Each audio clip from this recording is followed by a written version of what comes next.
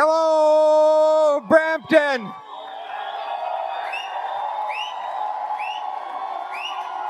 Wow, look at this. Who's ready to vote for a change? Who's voting to axe some taxes for a change? Who's voting to build homes you can afford for a change? Who's voting to stop the crime for a change? And who's voting to put Canada first for a change? We sure need to put this country first, now more than ever, my friends. Before I get into the subject today, which of course is to announce the biggest crackdown on crime in Canadian history,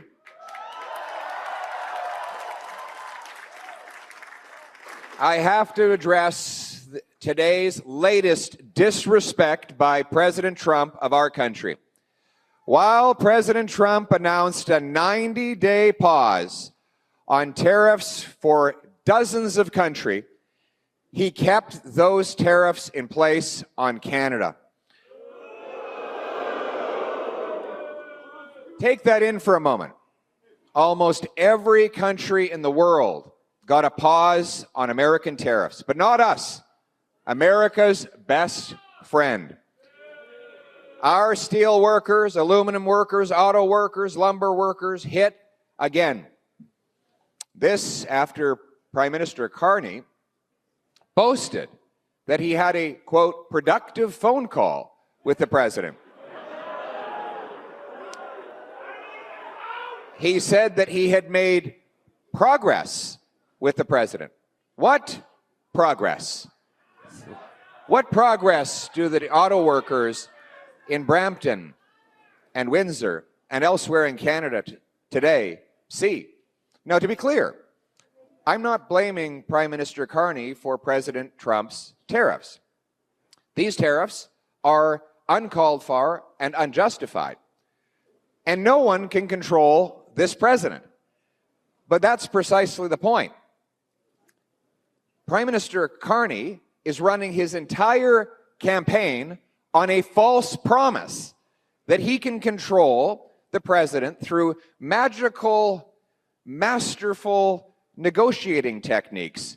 Well, we know now that that is not true. Nobody can control this president. And while I will move quickly to negotiate an end to tariffs with protections for Canadian sovereignty as quickly as possible, we need to focus on what we can control. And this is what we can control, my friends. We need to reverse the disastrous liberal economic policies of the last 10 years that made us so dependent on the Americans in the first place.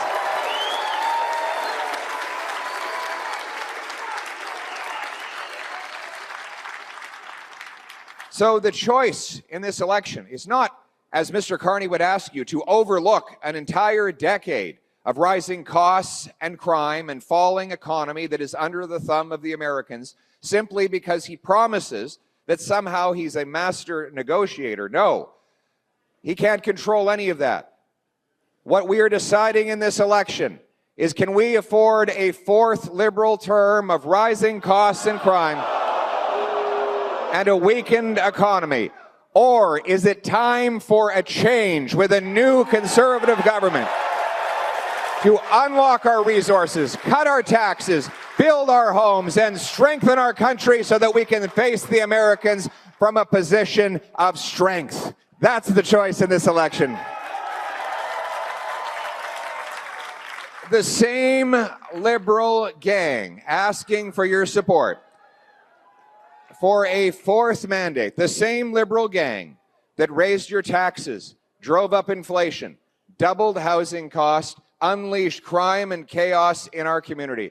40-year highs in inflation, the worst housing inflation in the entire G7. 50% more expensive to buy a house today in Canada than in the United States. In fact, you can buy a castle in Sweden for a lower cost than a house in Kitchener. after the lost Liberal decade. The carpenters who build the homes cannot afford to live in them. My friends, and those homes are now in increasingly dangerous neighborhoods as crime and chaos overtakes our communities as a result of radical catch-and-release Liberal policies. So the choice in this election is whether, after a lost Liberal decade of rising crime and costs and a falling economy under America's thumb, we can afford to give the Liberals a fourth term, or whether it's time for a change with a new Conservative government that will put Canada first for a change. And we know where Canada's police stand. We were very pleased to receive the endorsement of Adrian Woolley, the president of the Peel Regional Police. Thank you very much, Adrian. Come on up here. Thank you very much. Thanks for backing me up. Do you have a message to Canadians from the great men and women who put on the uniform in your membership? We couldn't be happier to support you, Pierre. We need a change. Our streets are overrun with criminals. They don't. The Liberals do not look after our police officers. They put criminals first and Canadians second, and we can't take it anymore. It's time for a change. It is absolutely time for a change.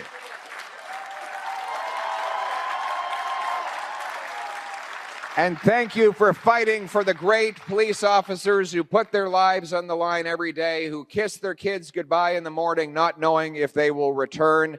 Those are the heroes that keep us safe. And I want to thank the Durham Police Association, the Barrie Police Association, the Sault Ste. Marie Police Association for endorsing Canada First Conservatives, my friends. Thank you to the police. I love you too, my friend. God bless you. Thank you. I love all of you guys. Thank you. And if you, thank you very much. That's a very important cause, autism and many more. And if you had doubt at all the courage of our police officers, let's look back to 2022. 2 days after Christmas near Brantford, OPP Constable Greg Pershella was shot and killed. The accused, Randall McKenzie, had a long history of convictions for violent crime, but guess what? He was out on bail. He had already attacked his ex-girlfriend and been caught with an illegal firearm. He'd been denied bail at first, but then the judge changed his mind and turned him loose. These are just one of the many examples that if we look over to 2018 in Mississauga, a 14-year-old boy, Riley, was killed by two brothers, one of whom was out on bail for robbery, death threats, and violating other bail conditions. So he violates the bail conditions, and they let him out on bail again. 5 years later, they pled guilty to the lesser offense of manslaughter, which the family rightly called a denial of justice. And then if you turn the page to the next story, you have Darian's grandparents, Flo and Paul, who are here today. In Brampton, Darian was a beautiful and beloved young woman from a loving family whose life was taken tragically 5 years ago. The accused was an ex of hers who was out on bail for weapons charges, violence, and breaking contact orders with her. Unbelievably, as we gather here today, he can apply for bail again. No family should have to face that. And then there's Tori Stafford.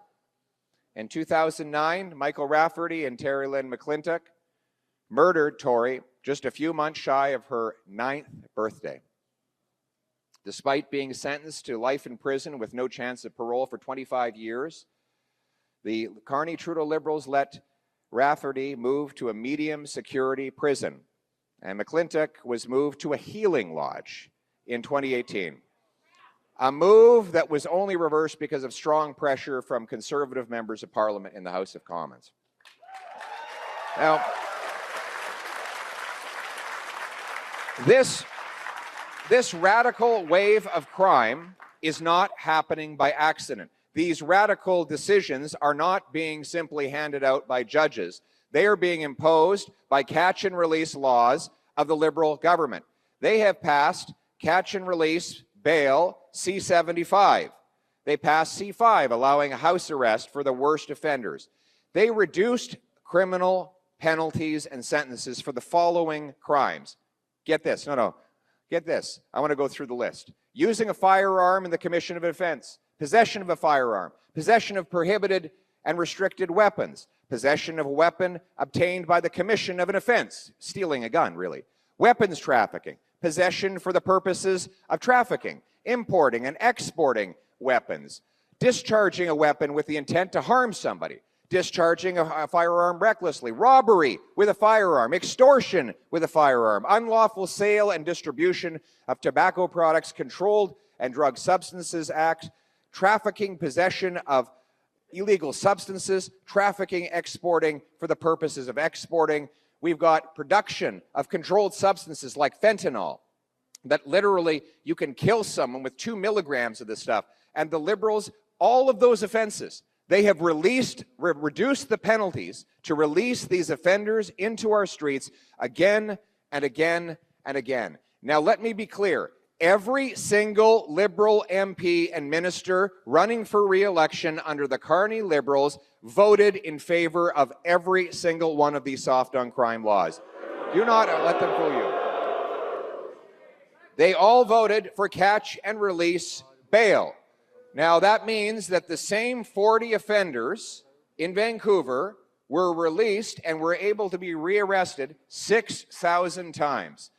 40 offenders arrested 6,000 times. Each and every one of them would have committed crime on average once every 2 days, every 2 days for an entire year. Now, we have Ron Chinzer here. Come on up here, Ron. Police officer. Ron is running for us in Oakville, but he's Oakville East, but he is a longtime police officer, including for Peel. Yes, sir. And tell me what you've seen from catch and release under Liberal Bill C-75. If I were to explain to you and have you live the life of an average police officer just over the last 6 years, ever since Bill C-75 came in 2019, it would keep you up for decades. And it's terrible. We have families who have lost their loved ones, their kids in their own household from fentanyl overdoses, and police officers and first responders have to tell the family. We have repeat violent offenders committing murders, carjackings, home invasions, and when we catch them, we have to tell these innocent Canadian victims, good people with their family, their loved ones in their house, that the person who did this was on bail. And we're trying everything we can do to keep this person in custody, but this Liberal government has always led them out. That heartbreak was the reason why I got involved with Pierre Poilievre. I had been lobbying to government as an independent police officer to say, please bring back common sense. And out of all of the politicians I had met, years ago I'd met with Pierre Poilievre. He was the only politician to ever ask me, how do we fix it?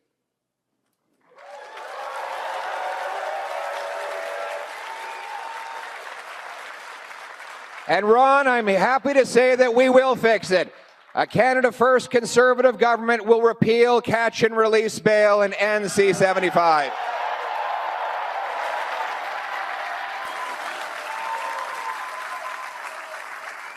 We will repeal the house arrest law. House arrest allows the same repeat car thieves.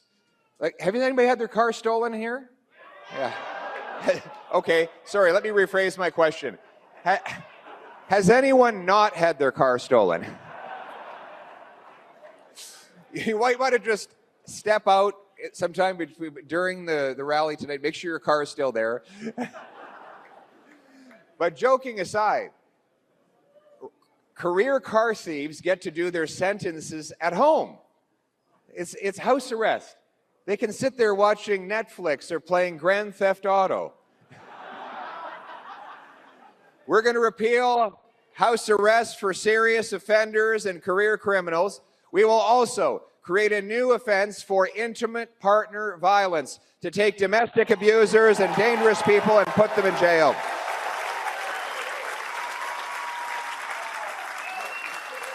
We will bring in mandatory life sentences for human traffickers, gun smugglers.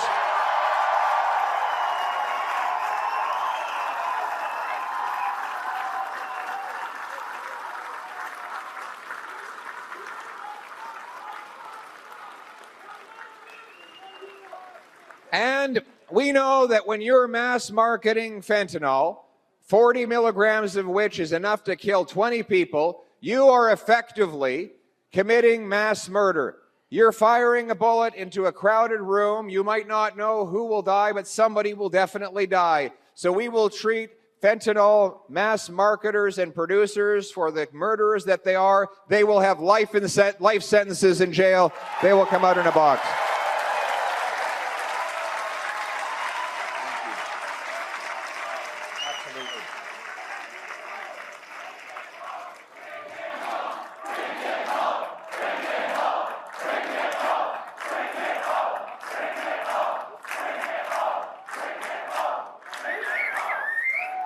And speaking of it at home, many of our business leaders in this very community are afraid in their own houses because after they achieve success through their hard work, they started getting letters saying, pay up, pay out $1 million, or we'll fire a bullet through your child's window in the middle of the night. We'll burn down your house or your business. We'll shoot one of your employees. Extortion has exploded under this Liberal government, which eliminated mandatory jail time for extortionists and allowed the worst extortionists, including those caught using guns, to serve their sentences at home. And that's why I'm so proud to have my deputy leader, Tim Uppal, here, who's working to change that. Tell Canadians about your bill to stop the extortion for a change. Thank you very much. As you said, that when these soft on crime Liberals took office, they changed the laws and extortion took off up to over 400% in some areas. And these are very serious crimes, like you said, shooting at homes when families are at home, full houses burnt down as arson. And they were being released on bail. They were not even being caught. Police were doing the hard job of arresting them, and they were still getting out on bail. So what we brought in is a private member's bill that I brought forward with the support of our colleagues that would at the very least, because there's no minimum penalty right now, have 3 years for anyone committing extortion, 4 years with a firearm, and 5 years if you did this with an organized crime organization, local, international. But the unbelievable thing is that every single Liberal and NDP member of Parliament, including the ones here in Brampton where many of these crimes took place, voted against that bill. They voted against giving extortionists more jail time. ਸਾਰੇ ਕਹਿੰਦੇ ਆ ਵੀ Canada ਹੁਣ ਉਹ Canada ਨਹੀਂ ਰਿਹਾ ਵੀ crime ਬਹੁਤ ਜ਼ਿਆਦਾ ਵੱਧ ਗਿਆ ਹੁਣ ਤਾਂ ਪੁਲਿਸ ਵਾਲੇ ਵੀ ਕਹਿੰਦੇ ਆ ਵੀ ਜੇ ਕੈਨੇਡਾ ਦੇ ਵਿੱਚ ਸੇਫਟੀ ਲਿਆਉਣੀ ਆ ਪੀਅਰ ਪੋਲੀਐਵ ਨੂੰ ਪ੍ਰਾਈਮ ਮਿਨਿਸਟਰ ਬਣਾਓ ਤੇ ਕੈਨੇਡਾ ਵਿੱਚ ਸੇਫਟੀ ਲਿਆਓ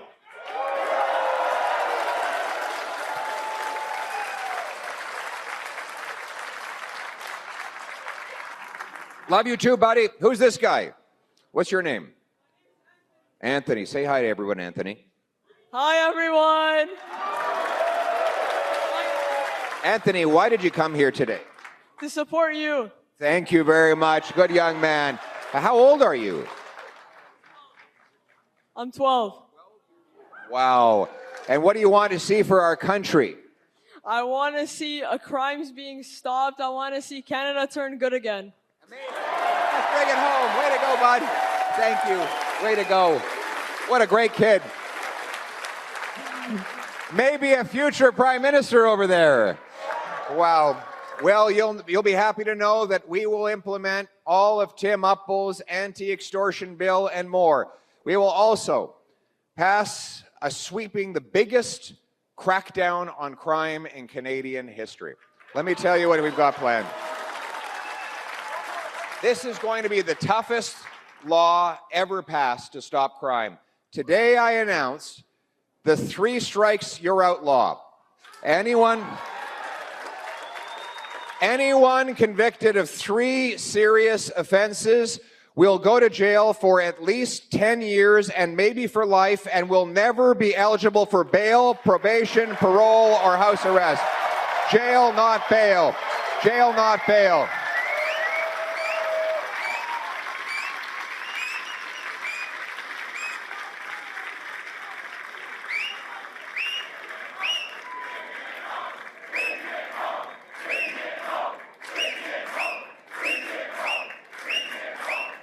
In fact, we won't have to worry about them getting early parole because there will be no parole for those offenders. It will not exist. Here's how it will work. Once they're designated a dangerous offender, they will serve a minimum of 10 years with no possibility of early release.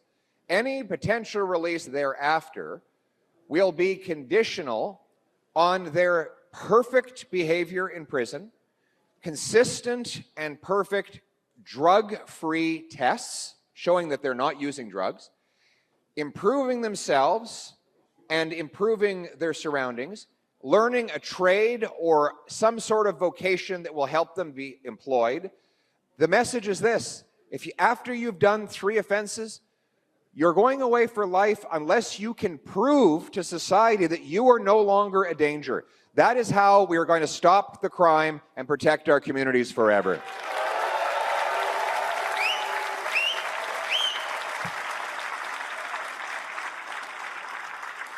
So on the matter of crime, the choice is clear.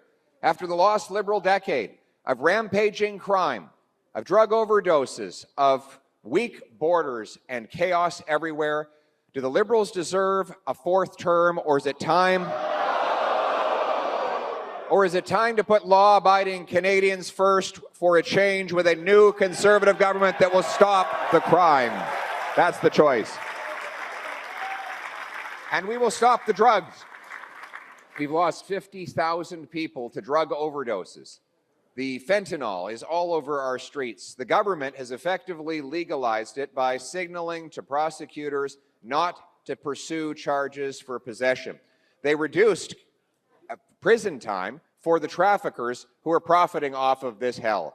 Well, I'm here to say that those days are over. We will ban the drugs. We will stop giving out tax-funded opioids. We will shut down the drug consumption sites. And we will use all the money saved. We will use all the money saved to invest in treatment and recovery for 50,000 Canadians to turn their lives around. Detox, rehabilitation, group therapy, counseling, sweat lodges for First Nations, and countless other services will help people cleanse their bodies and their souls, get into a house, take responsibility for their families again, and become the next ambassador to go out and lift someone else off the street, creating a virtuous cycle of saving our friends, our neighbors, our brothers and sisters from this scourge. And we will secure our borders. Right now, the government allows 99% of shipping containers to come in and go out without inspection. Where do you think all the stolen cars go? Out of a shipping container. So imagine this very simple idea. You've got a CBSA officer, and we're going to hire 2,000 more of those too. And he sits there. You can tell me if this is a good idea, okay? I know you're not CBSA, but would this work? So you've got the manifest, and it says that in the shipping container is widgets. And then you look at the scanner, and it shows that it's a beamer. Well, then you go and you pull the beamer out of the container, you call the guy on the VIN and say, were you planning to send your beamer to Turkey today?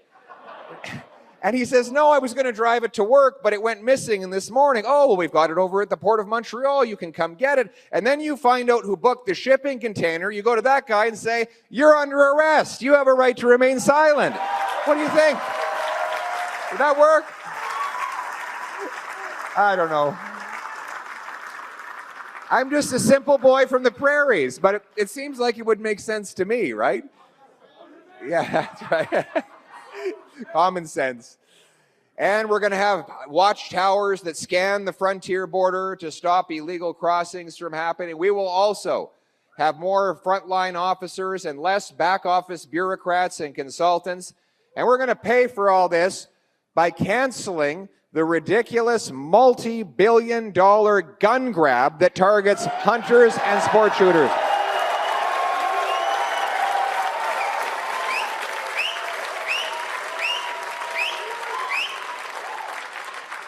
Now, we know that licensed, law-abiding, trained, and tested firearms owners are not the problem. That's because criminals don't typically go and get a license before they rob a bank. They take stolen guns from America. We want to protect Canadians from criminals, not turkeys from hunters. It's time to respect the law-abiding people of our land.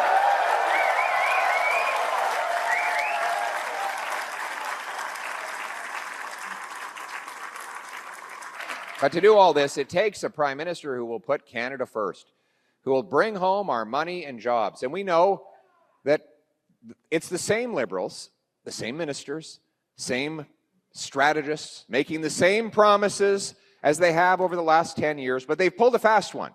They've replaced Justin Trudeau with his economic advisor and handpicked successor, Mark Carney. The only difference is that he is weaker and more compromised than Justin Trudeau.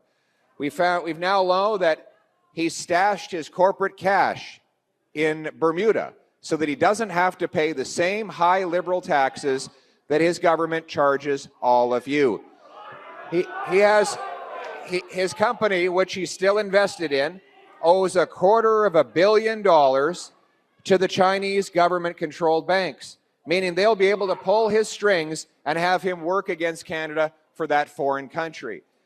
He calls himself a globalist and an elitist at a time when what we need is someone to champion the Canadian grassroots people. Thank you very much, my friend. I appreciate that.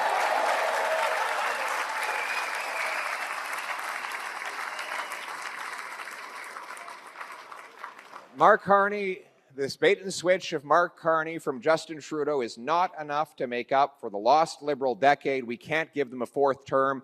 We need a new government that will put this country first for a change. Now, and that means making this a country where hard work once again pays off. Today, we got a lot of hardworking people in Brampton and Mississauga and other places. In fact, when I go to the communities around here and I walk around, all I ever see is people working nonstop. Like, I've never seen you never walk into a coffee shop and people are just relaxing anymore. You know, there used to be something you take for granted. People had leisure and fun. But you go to Brampton, Mississauga, Etobicoke now, all people do is work, work, work. And not because they're saving up, but because they need to just to keep their head above water. One of the reasons is they're spending more on taxes than on food, clothing, and shelter combined. Income tax is the fine you pay for the crime of hard work. The more you work, the more you pay. That's the Canada after the lost Liberal decade. And that is exactly what we want to reverse. If we want a strong Canadian economy, we need stronger paychecks. And that's why Conservatives will cut income tax by 15%. Thank you. 15% less income tax will mean you'll bring home more of each dollar you earn. Your hard work will once again pay off. Not only that, we want to bring back our jobs, including for the Brampton auto workers, and that is why we will axe the sales tax on Canadian-made automobiles. Buy Canadian. And then there's the carbon tax. The Liberals brought it in for 7 years. They kept the carbon tax law in place, but 28 days before the election, they hid it from the gas pump in the hope that they can fool people into electing them for a fourth Liberal term, after which they will simply raise the tax higher than ever before. Mark Carney says he wants a higher industrial carbon tax on our steel workers, aluminum workers, automakers, makers of fertilizer, and countless other essentials of industrial life that will drive our workers out of jobs and our businesses south of the border. This is another thing that Trump and Carney share in common. They both want to tax Canadian industry. Trump with tariffs, Carney with carbon taxes. I want neither.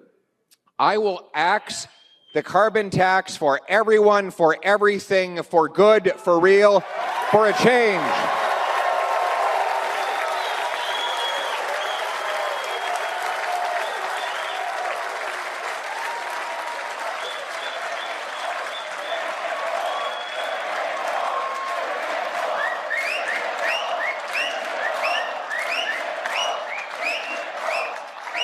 And we will axe the worst tax of all, the inflation tax.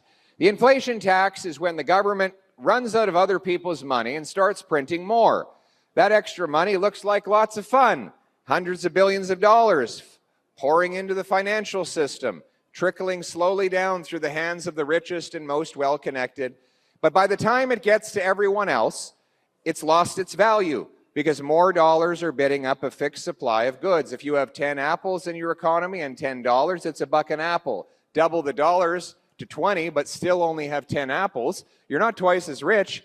It's just each apple now costs twice as much, right? That is inflation. And it's the sneakiest tax of all, because there's no vote in Parliament. You don't see it happening. You just assume that the grocer raised apple prices because he's a greedy guy. No, it's just that there's more money bidding on that restricted supply of goods. So this is what we're going to do to stop the inflation tax. We're going to stop the source of the tax, which is over government spending. We have to get government spending under control. Liberals have nearly doubled the cost of government. Most of those increases happened while Mark Carney was Justin Trudeau's economic advisor. Don't let the banker's suit fool you. He is even proposing to spend more money than Justin Trudeau did. We will do the opposite. Our plan will cut bureaucracy, consultants, handouts to corporate insiders, and foreign aid to dictators, terrorists, and global bureaucracies to bring down the deficit, the inflation, and preserve the purchasing power of your money. We will cap spending with a dollar-for-dollar law that requires we find $1 of savings every time we bring in a new dollar of spending. You make those trade-offs every day. The same kinds of trade-offs that small businesses, single moms, and seniors do all the time to maximize the use of scarce resources. We're going to spend your money the way you spend your money, with care and respect, because you've been pinching your pennies long enough. It's time for government to pinch its pennies too.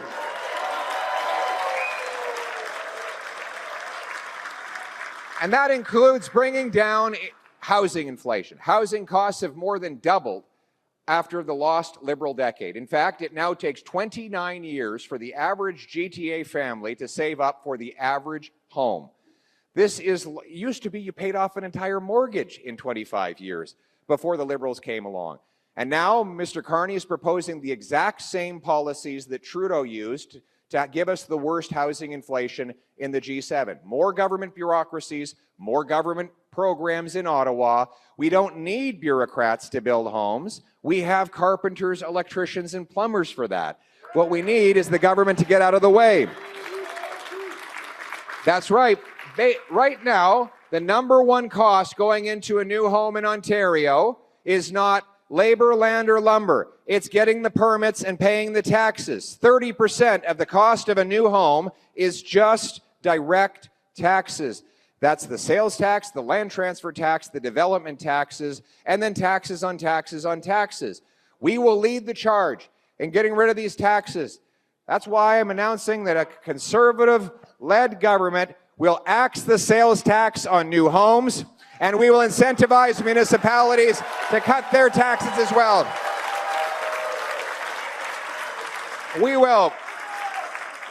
We'll sell off 6,000 federal buildings and thousands of acres of federal land to build, build, build. And we're going to back the tradespeople who build the homes by training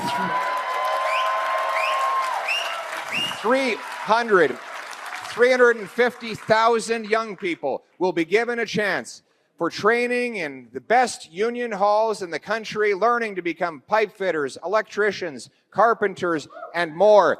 Because we need these people. We're going to bring back the $4,000 apprenticeship grant that the Liberals took away. And finally, I'm going to send a big, beautiful present to every high school principal. It's going to be a box the size of this stage. And in that box will be a module for every single licensed trade so that we can get our high school students doing pre-apprenticeships and apprenticeships when they're 14 years old. Boots, not suits. Boots, not suits. Boots, not suits. Boots, not suits. We're going to need those boots to build our economy back after a lost Liberal decade of blocking our resources and keeping our energy in the ground. We need to reverse the dependence they have caused on us towards the Americans. We need, yes, you got that right, we're going to be repealing the anti-pipeline law, C-69. We're going to build...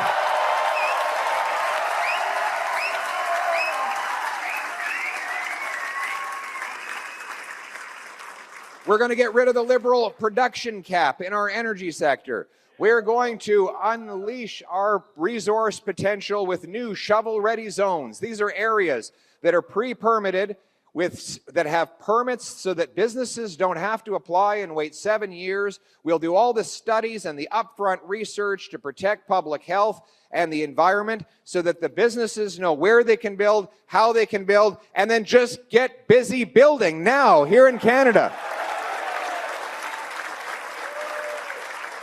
We're going to cut 25% of the rules and regulations that fall on the back of our small businesses so that our restaurant owners, our home builders, and others spend less time filling out paperwork and more time serving customers and hiring workers. It's just common sense. That's how we're going to reinforce our economy.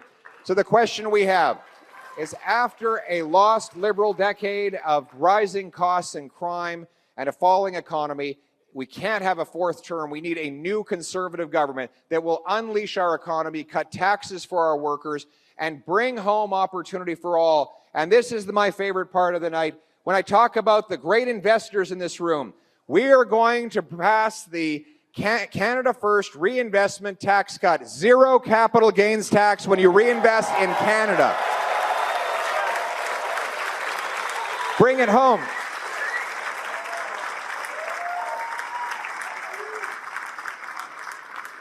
And we're going to protect our country by rebuilding our military,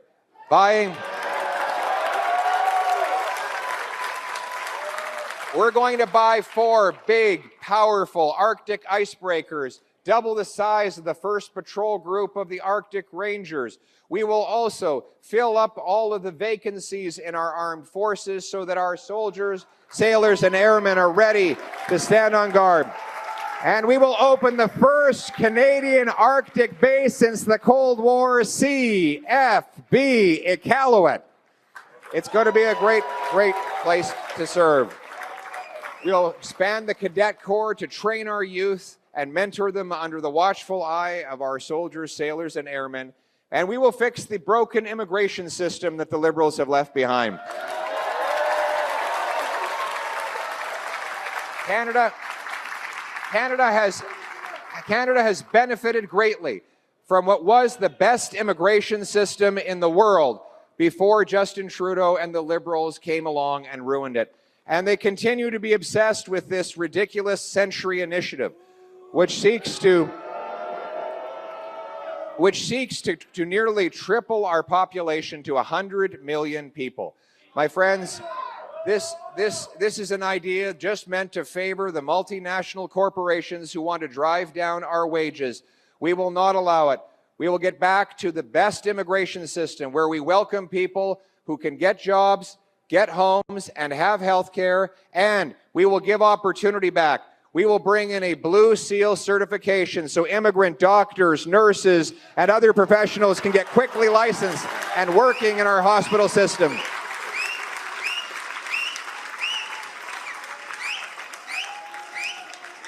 Who here is ready for a change? Who is going to vote for that change? You can vote as early as tomorrow morning. Go out to the returning office. Who's going to go out tomorrow and vote? Not good enough. I want to hear louder than that. Who's voting tomorrow? I need you to vote. If you don't vote, then things won't change. We'll get a fourth Liberal term. We don't want that.